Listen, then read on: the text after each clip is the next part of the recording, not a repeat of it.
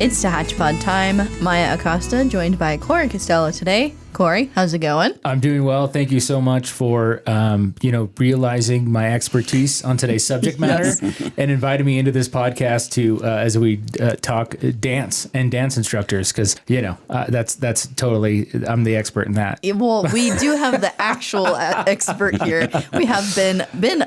How do you pronounce your last name? I meant to ask before we started recording. It's okay. It's Baldassare. Okay, so simple. I was overthinking simple. it. Yeah, it's simpler than it looks on paper. Yes, Okay. definitely. Ben, you are the owner of Tehachapi Ballroom Dance here in Tehachapi. Diving right in, what are some of the classes that you offer at your studio, and what are you guys all about? Well, I started Tehachapi Dance about 2 years ago, and I'm starting 3 new classes coming up this Sunday. I had a salsa class already going that was at the Masonic Lodge off of Cummings, is where I was holding the class. But now I'm moving it to Tehachapi Dance Theater, which is down off of Bryan Way by Lee's House of Music. And so salsa classes at 7, but before that I'm adding 3 new classes, starting at 4 with two-step. And then at 5 o'clock we're doing Waltz Foxtrot. 6 o'clock we're doing West Coast Swing. And then 7 o'clock we're going to have our salsa class. So, anybody who wants to come, all ages, all skill levels, welcome. What I like to tell my students is if you can walk, you can dance. Okay. I don't know about that, but so it begs a question though. You said West Coast swing. Is this like there used to be a battle between East Coast rap and West Coast rap? Is there something like that in the swing dance world? What's the difference between the West Coast compared to the East Coast? There actually is very much a distinction between East and West Coast, and each group thinks that they have the better swing. Oh, it sounds just like the rap battles. Yes, it's quite like that. East Coast swing is what you'd see more in the movies when you see old movies from like the 40s or 50s, sure. And people are swing dancing. That's East Coast swing, throwing people around and such. West Coast swing is more like the hustle or salsa dancing, in that it's slotted, it's more rhythmic. It's usually done to more modern music, sure, like pop music and stuff like that. Upbeat, and there's a lot of improvisation. There's a lot of musicality in West Coast swing as a form. And I know this won't make sense to a lot of people who don't understand dance, but East Coast swing moves in a circle. You're always kind of moving in a circle with your partner, whereas West Coast swing is what we call a slotted dance, where it's like you're dancing on a diving board. Okay. And no matter what we do, we stay on that diving board. We change positions, which way we're facing back and forth, but we stay on that slot. Okay. And so that form-wise, that's the biggest difference between East Coast and West Coast. But yeah, and it seems like in the, early 2000s, to date myself, there was a real big push, like swing dancing. At the time I was in San Diego, you had certain music coming out that really coupled with swing dancing, and it was everywhere. The ska movement in the late 90s and early 2000s. A lot of bands that were considered ska at the time were really just swing bands. Sure. Big Bad Voodoo Daddies. Mighty Boss Tones? Sort of? Yeah, absolutely. Mighty Boss Tones, Cherry Poppin' Daddies. Yeah. They were considered ska at the time, but they were actually just swing bands. Okay. And I started swing dancing in 1996, which ages me now. Right, that's about the time period, though. You're right in that ballpark when it really took off. Yeah, so that's kind of when I started. And I remember there was a Gap commercial where they had a bunch of people swing dancing. I remember that commercial. And I had a few friends who actually were in it. Okay. Yeah. Nice. Ben, what got you into dancing in general? Well, I've always been athletic. Like before I was a dancer, I was sponsored rollerblader for a while. Whoa, that's crazy. Yeah, so I used to do like X Games kind of stuff, half pipes and things. But my favorite thing was to go to the skating rink and just dance and just skate to music. And I loved that. And then when I found out you can dance to music without skates on, I was like, hey, check this out. A friend of mine actually brought me along to a swing club, swing dance club, I should say. just to specify. It brought me to a swing dance club, and it was, I just kind of fell in love with it. It's just so much fun. I would be out dancing literally 6 nights a week. Wow. And we would dance all night. At this one club we went to, at 2 o'clock, they would have to close the doors. But because there'd be so many people there, they'd be like, we're locking the doors, and now we're going to call this a private party. And we just keep dancing until like 4 in the morning until people funneled out. Wow. That's impressive. That is That's very impressive. Yeah, so I just danced all night long for years and years. I still go out dancing, not as much as I did back in my 20s, but I still go down to LA for Lindy Groove, for Camp Hollywood. There's actually a big swing dance festival that happens here in Tehachapi, which I was just flabbergasted by that it happens in Tehachapi. Yeah. The Western Swing Out down at the VFW. Yeah, tell us a little bit about that. I mean, it brings people from all over the state, right? Not just the state. Last year when I was there was a guy who flew in from Australia just for Western Swing Out. That's cool. So there's people all over the country, all over the state. I mean, most people come from California, but you do have stragglers from different parts of the country, different parts of the world who come to see it. There are several big dance conferences like that happen throughout the year. One of the biggest ones is Camp Hollywood down in LA. And they're all kind of formed the same way. It's usually 3 or 4 days over a weekend, and they have classes during the day, and then at night they have competitions, and they have social dancing and such like that. Yeah. And basically, Western Swing Out is just that. They usually hold the classes at what's that restaurant right across the street from Conan's? Oh, yeah, Four Seasons? Four Seasons, thank you, yes. Yeah. They hold the classes at Four Seasons in the patio area. And then they have usually like 5 or 6 bands every day from Friday to Monday that play just all day long. They've got dancing going on. They have one of the best parts is they have costume contests. People come really dressed up in like these fancy Western costumes and vintage pieces and such. And so they parade themselves out, and everybody votes on which one's their favorites. So it's a lot of fun. I've been there the last 2 years. I'm planning on going again this year. It's next month. Yeah, it's over Memorial Day? Memorial Day weekend. That's right. It's crazy you mentioned like the international travelers, and I think the internet obviously has a big part of this, but even the most niche portions of American culture find a following overseas, and whether it's music. I mean, I remember one time watching a band. They were a Buck Owens tribute band out of Norway. I mean, you think, okay, this is a very niche version of country music. Of course, it was bigger in the 50s and 60s, but now, and it's a big thing in Kern County, and they were out of Norway, and that was their thing. It just, and the same thing with someone from Australia, Western Swing, and that's their thing, and they come all the way to Tehachapi for this festival. It's crazy. You find the coolest people, and that's one of the best things about dance too, is the community that it fosters. The friendships that are made there. I mean, I don't want to give out names, but I have a student who is in his 80s and lost his wife about 5 years ago, fell into a deep depression. I met him when I was handing out flyers for some of my group classes. He happened to live in Bear Valley where I did. I said, hey, come to my swing class. Now he's out dancing like 3-4 nights a week. He goes line dancing. He talks about how dance has saved his life. Has really just brought him out of his shell again. He's making friends. He's dating ladies. I probably beat him off with a stick. Yeah, man. So dance really is a transformative thing for people who get into it. Yeah, that's awesome. What got you, after you danced the night away in your 20s, what got you into like really the industry of, because you've worked on movies, you've been choreographer. So what was that journey like into your kind of professional world of dance? Well, like I said, I started kind of as a social dancer, and then I started competing in swing dance competitions. After a couple of years, I got pretty good. Started competing, won a few titles, and I started getting scouted by dance studios. And I've taught at, a dozen or so studios over the years. But one in particular was a nice studio on the west side called the Dance Doctor Studio. John Cassessa, the owner, just actually died a few years ago. But really nice guy I worked for. And we had a lot of work with movie stars who came in for lessons, as well as I would be sent to movie sets to choreograph for films. I personally taught Morgan Freeman, Christian Slater. My favorite, who probably a lot of people won't know, is Donna Yen. He did the IP Man movies about the guy who taught Bruce Lee. Okay. No, yeah. Maya's shaking her head. Like, no. I'm too young. Yeah. Maya's young enough to not even understand who Bruce Lee is. You know, I know who Bruce Lee is. I know when we were talking about those bands from the 90s earlier, sure, her eyes were just glazing over. She's like, these old guys reminiscing on their music.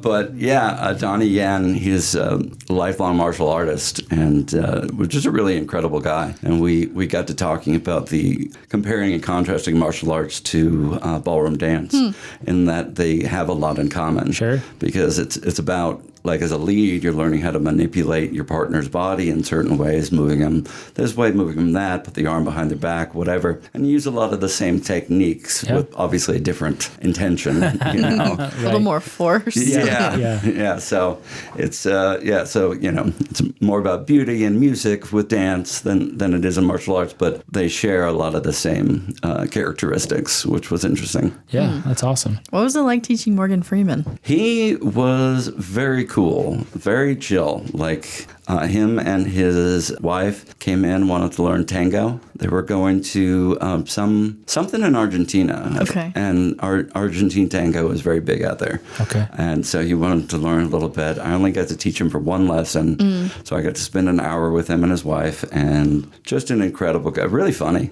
Really good sense of humor. I think you probably have to be if you're putting yourself out there. Like, I want to learn this, you know, this version of, you know, Argentinian tango. It's so obviously you got to have some kind of, you know, sense of humor because you're going to make plenty of mistakes, I'm sure.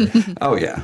I mean, I like to tell my students that learning to dance is not so much about learning to get it right, but figuring out all the ways that it's not about getting it right. It's about getting it wrong so many times that you figure out what right is. Yeah. Yeah. You're going to get it wrong more often than you're going to get it right. Sure. But through all your mistakes, you figure out what right is. Yeah. And you've gotten the chance to work on some movie sets too. Can you tell us about that? Yeah, I got to work. One of my favorite ones was with Sir Ben Kingsley, who, like we were talking about before the interview, if I was knighted, I would absolutely tell everybody to refer to me as Sir Benjamin Baldessari. Absolutely. That actually has a good ring to it, by the way. Right? I'm just letting you know. Yes. Whoever knows how to make this happen. Yeah, if anybody out there knows how to get me knighted, please, like Sir that Benjamin ring. Baldessari. Sorry, sounds amazing. Yeah. But he did a movie called House of Sand and Fog, late 90s, early 2000s. I don't remember the exact year. Probably look it up. But at the beginning of the film, there's a dance between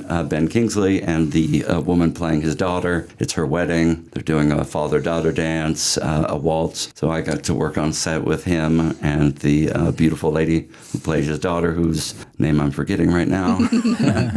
But yeah, he was great. Serious, but like no nonsense when he was on set. Like he was like, this is what we need to do. You know, like he's been in film for 60 years or something like that. Long time. So, you know, like it was very to the point. He was like, okay, what do I need to do? This is it. It was a somber mode that he gives, but not in a bad way. It wasn't that he was, you know, mean or anything. He was just very serious about the art form, and I respected that. So when you're on set, do you advise on set? Like, does the director look at you and say, was that right when it comes to these scenes? And do you break the footage down? Was that the right move? Sure. It was more about a feeling than it was about technique. Okay. So it wasn't that like, oh no, left foot Ben, you know. Yeah. Left foot Sir Kingsley. Running it back again. Yeah, running it back again. He stepped with his right foot, you know. No, it was more, so I was stressing more about the connection between him and his partner. Because one thing about dance is that it's more important to dance with your partner than it is to be a stickler for steps or even necessarily the beat. Because not everybody can tell whether or not you're dancing on the beat, but they can always tell if you're not dancing together.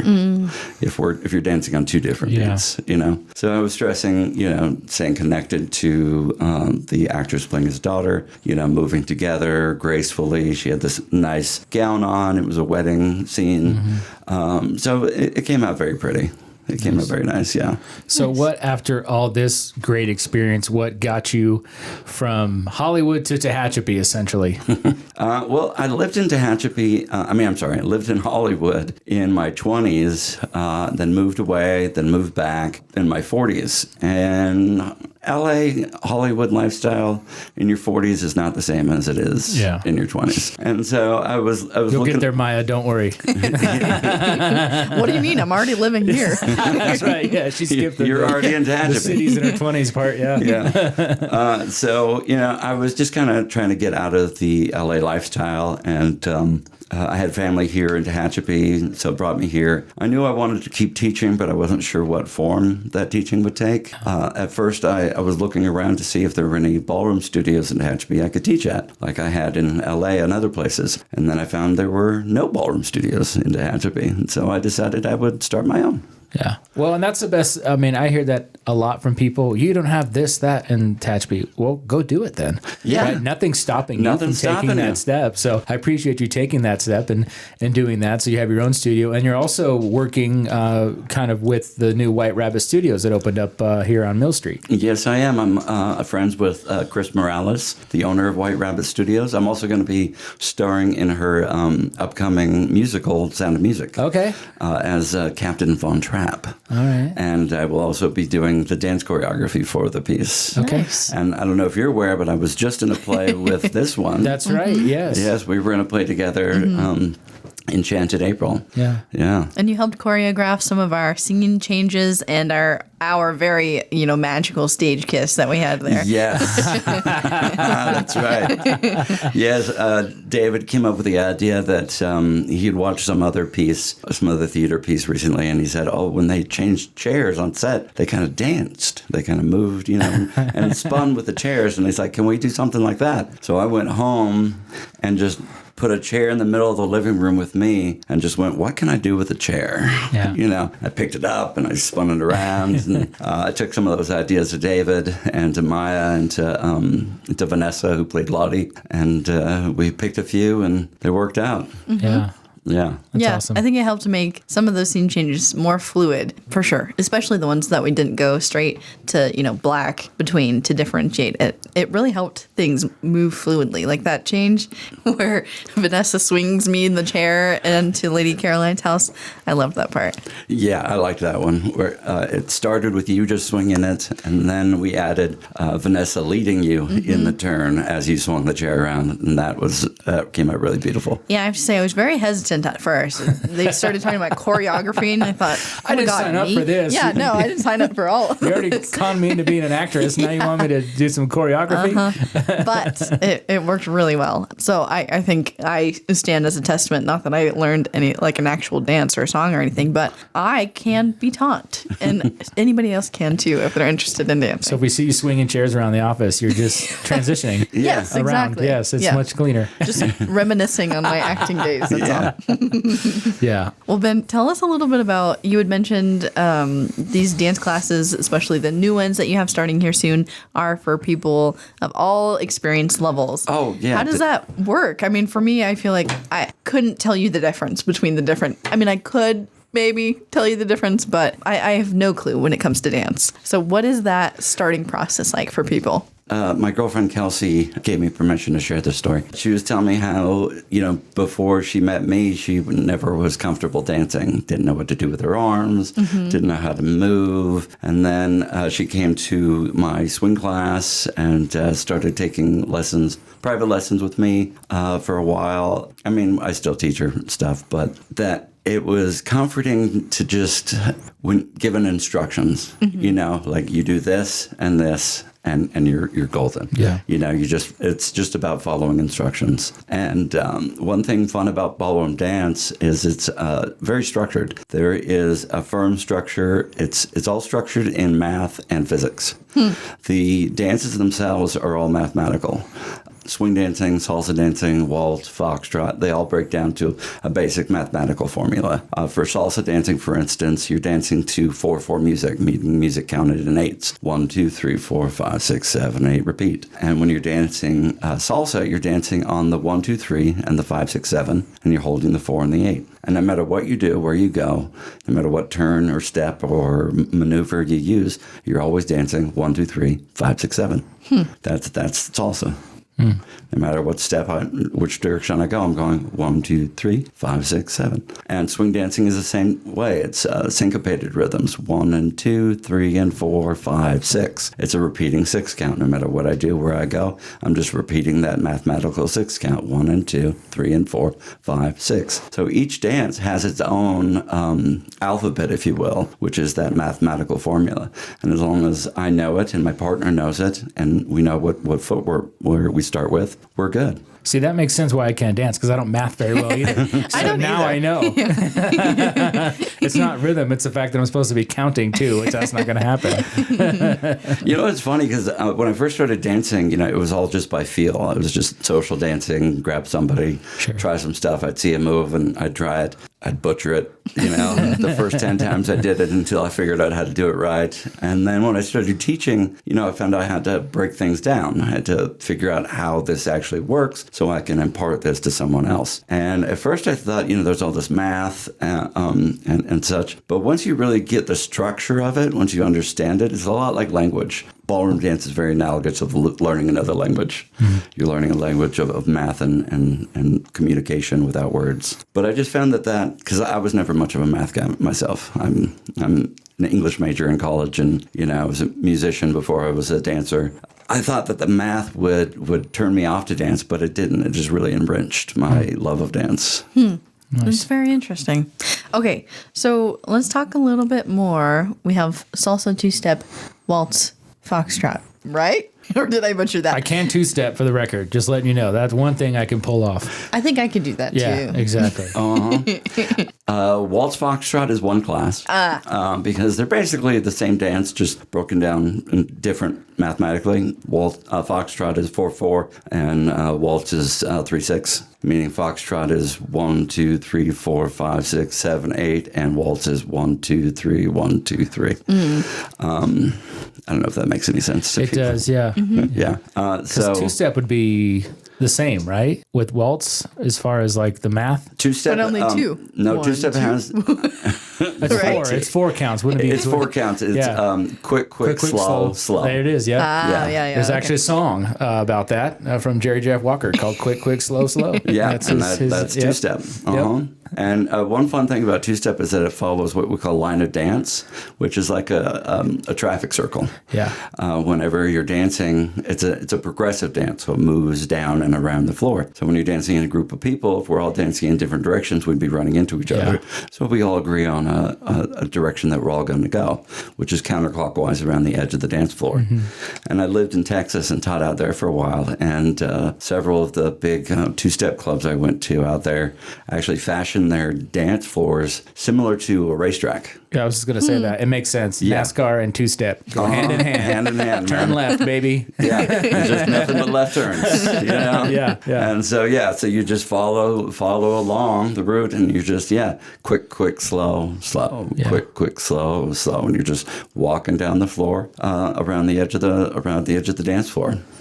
Okay, so you told us a little bit about your 80-something-year-old student who, had a real life-changing moment when it came to taking one of your classes. Can you tell us a little bit more about some of the benefits of dancing for all sorts of melodies and other, Well, it's interesting. There's a lot of really fascinating studies been done on dancing in the last couple of years. I was just looking at a couple. My girlfriend happens to be an editor for a science policy magazine called Issues, and they actually just did a piece about Parkinson's, that they're prescribing people specific dance lessons using moves that actually alleviate Parkinson's symptoms. It has to do something with autonomic movement, and intentional movement helps with Parkinson's tremors.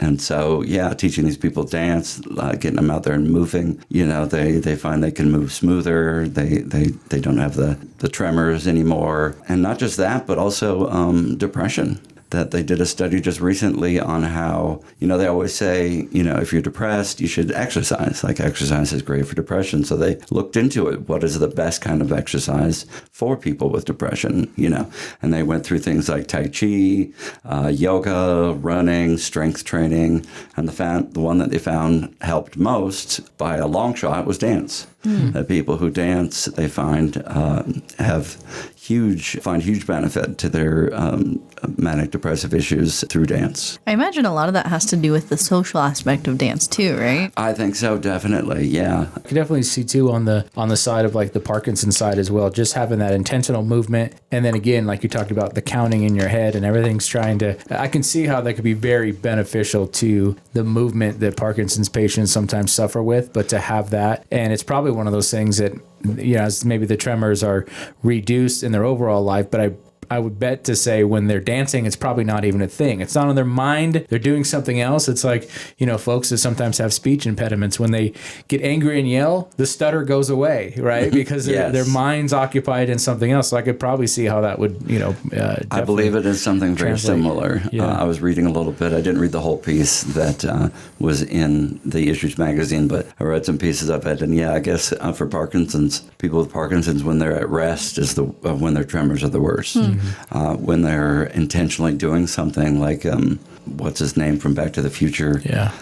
Michael J. Fox. Thank you, Michael J. Fox. He talks about how playing hockey is when his tremors would go away. Wow. Like he loves hockey, and so he'd get out, put skates on, grab a stick, go out and skate, and the tremors would go away. Yeah. And they're finding the same thing happens for teaching people dance. That, you get them out there dancing, listening to music, enjoying themselves, and the tremors just kind of melt away for that time. Yeah. And it continues to help after, but like during classes while they're dancing, their tremors just go away. Wow. It's really amazing. What's the response been like for your variety of classes? I mean, are you full? Are you busy? Are people very interested in either picking up something new or using this as some kind of therapeutic means and all that? And what's it been like? I have people coming to dance class for all kinds of reasons. I've had some of my favorite people to dance are wedding couples. Sure. I've had 3 or 4 couples that I've taught their first dance since I moved to Tehachapi. One of them was Christian and Karina, who are also big in TCTA.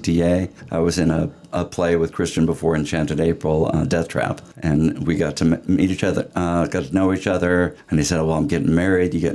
Can you help me?" Then recently I had another couple that I've had, 4 couples, I think, since I started the business that I've taught their wedding dance. And they've all been great. They've all been a lot of fun to work with. But, some people get into it for exercise. Some people get into it for fun. I have a group of friends and students that we go down to Bakersfield or LA once or twice a month for dance events, swing dance, salsa events, and go together. I call out all my students, "Hey, we're going to LA. Who wants to go?"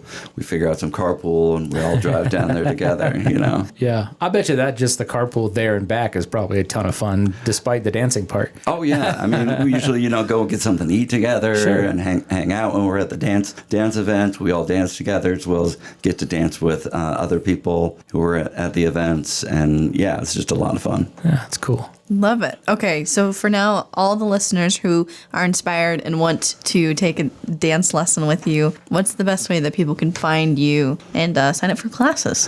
Okay, yeah. So I have a website. It's tehachapidance.com, one word. I also am on Instagram, same thing, Tehachapi Dance. And you can email me or message me from either of those about information for my classes, or if you're interested in private lessons for yourself or you and a loved one, wife, girlfriend, whatever, and I got to tell people, 99% of my students are all convinced that they're going to be my worst student. Like everybody, I'm going to come to your class, but I just want you to know I'm terrible. I got 2 left feet. And I can promise you that you're not my worst student. But you have had. I have had the one. There is the 1%. There are terrible dancers. And to be completely honest, I was the 1% once upon a time. When I first started swing dancing, the first night I went to the swing club in LA, swing dance club in LA. I was terrible. I was awful. I was absolutely awful. I had girls just stop dancing with me. They'd just be like, "You don't know what you're doing. I'm going to go dance with this other guy." But I didn't give up. I just kept going. I just kept coming back, kept figuring things out until I had girls asking me to dance. Nice. There you go. And yeah, it's just great. The community that you get from dance as well, the friendships that you build out dancing just last a lifetime. I still have friends that I met 30 years ago when I first started dancing that I still run into at dance events who are still as active in the dance community as I am. Yeah. And we're like, hey, Mike, hey, whoever, like, good to see you, and run into each other. We talk about, there used to be this club we went to called Memories. It was a swing dance club in Orange County, and it got shut down. Well, it got moved to Whittier, but the location where it was at got shut down because the owner of the building decided to demolish it and sell it to Starbucks, I think. Oh, okay. I think there's a Starbucks now. So the last night we were all there at Memories, since we knew the building was going to be demolished, they gave us permission to just knock chunks of the building off. Okay, there you go. And so people were just like taking home bricks and pieces of mortar from Memories and being like, this is my piece of Memories and I'm going to hold on to it. Yeah.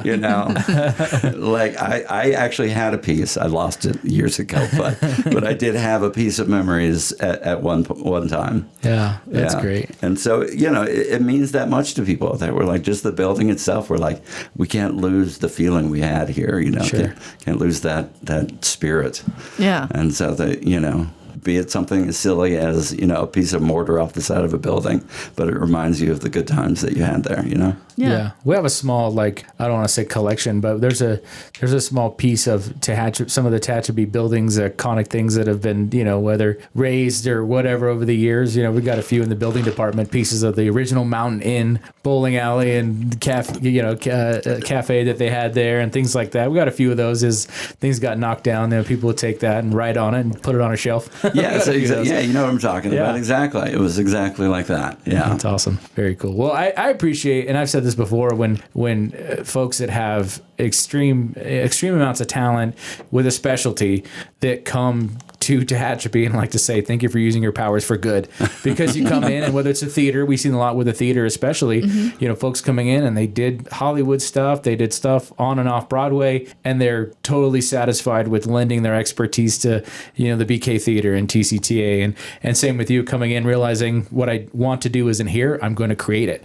So very cool, and thanks so much for what you brought into the community. Oh, no, I mean, I got to thank the community for welcoming me. It's such a great place here in Tehachapi, really good people. I mean, everybody I've met here at Tehachapi have just, instant friends, all my students. And I've just had such a good time teaching the people of Tehachapi and getting to know them, working with TCTA.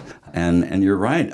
I have found that there are more people here than I would have expected who actually did some substantial work in L.A. And Hollywood who now just live in Tehachapi. Yeah. David, the director of Enchanted April that me and Mai starred in, he did some work. Chris Morales, she did work. Jamie, I don't remember her last name, but she plays Maria in Sound of Music. She just moved back from L.A. after doing some work out there. Yeah. So there's a lot of people who live here who have, I guess, similar to myself, looked for a little slower pace, but still want to get out there and enjoy the things that we love doing. What's the response like when you run into your old dance pals, though, and maybe it's an event in LA or something, they thought you fell off the face of the earth, and you tell them, I'm living in Tehachapi now. What's their kind of reaction to that statement?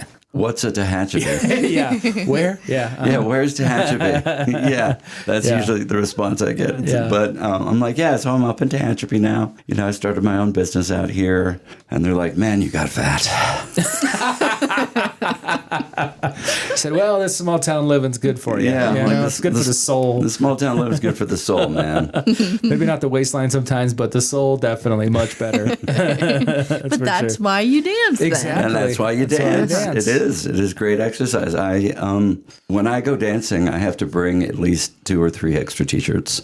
Wow. Anytime I go dance, because I just and that's not just because I'm out of shape. This was the same when I was younger and in shape. I just sweat a lot because I get out there and dance full-heartedly every time, and I'll just look like I stepped out of a shower with my clothes on.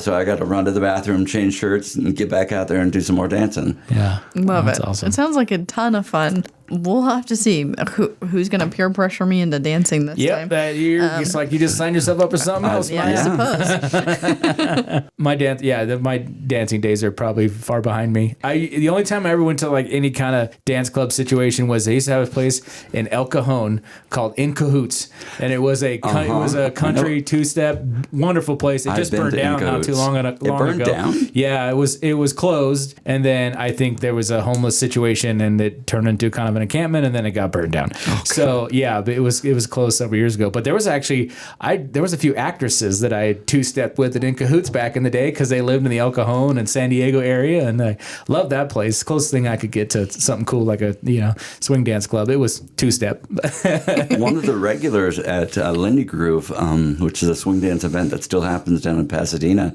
used to be Bill Nye the Science Guy. Okay. And I used to hang out with Bill all the time. And he loved dancing. I think it had to do with the math and physics aspect of it. I'm sure. Like I was talking about earlier. It says the dance is all math and the communication, lead and follow, is all physics. It's all about counterbalance and momentum, things like that. But yeah, I used to hang out with Bill Nye the Science Guy in Pasadena and swing dance together with him. Nice. You never know who you'll meet on the dance floor. Absolutely. Yeah. I love it. Okay. Ben, anything else that we didn't talk about that you want to make sure that we mention? Let me see. I did make notes. I think I already mentioned that, a lot of people say they can't dance, but I can promise you, if you can walk, you can definitely two-step. If you can walk, you can waltz, you can foxtrot, you can swing dance. Yeah. Okay. And I have students who were, older students in their 70s and their 80s who have trouble with their mobility, who still get out and dance. I have to sometimes teach them simpler moves to work with what they're capable of, but they're out there dancing. They're still getting it done. Yeah. So no matter who you are, body type, age, sex, whatever, you can dance if you can. And the biggest step is just getting yourself there. Once you're there, the community is welcoming. We're all friends. Yeah. I have everybody switch partners in classes. I mean, if you come with somebody and you want to just dance with that somebody, that's fine. You can. But for most of my students, we usually rotate partners during class. So everybody dances with everybody. It's a way of learning faster. The structure is the same. There's a certain structure to the lead and follow. There's a structure to the mathematics of the dance. But each person is going to facilitate that structure in a slightly different way. Each person's lead is going to feel a little bit different. Each person's follow is going to feel just a little bit different. And so the more people you can dance with, the more different kinds of leads and follows you can experience, the better you'll become and the faster you'll get better at dancing. It all comes back to muscle memory, the ability to, we don't think left, right when we're walking down the street. We just walk. And that's what dancing's all about. After a time, you don't think triple step, rock step when you swing dance anymore. You just do it. You don't think 1, 2, 3, 5, 6, 7 when you're dancing salsa. You just do it. Mm-hmm. And that just all comes down to repetition and practice. Yeah. And so, coming to group lessons, going out dancing with the crowd, going to venues, it all lends itself to that muscle memory, to just making it second nature. And anybody can get there given time, dedication, and just having fun. And if I'll add on to that, if I can two-step after a handful of long necks, so can you. That's right. No problem. You'll have no issues. Absolutely. Okay, good stuff. So classes for all ages, all experience levels, TehachapiDance.com. TehachapiDance.com. Also Instagram at TehachapiDance. Yeah. Okay, perfect. Yeah. We'll put those in the show notes so people can find it. Great. Ben, thanks so much for coming in. Oh, thank you so much for having me. This has been really exciting to be on a podcast and everything. So I really appreciate your time. Thank you. Of course. And we look forward to seeing you on the stage again. Sound of Music. When does that start? August. Okay. Yes, that's going to be in August. Nice. Come August. We'll all enjoy your choreography and your great performance as well, I am sure. Thank you so much. And if anybody knows how to get him knighted.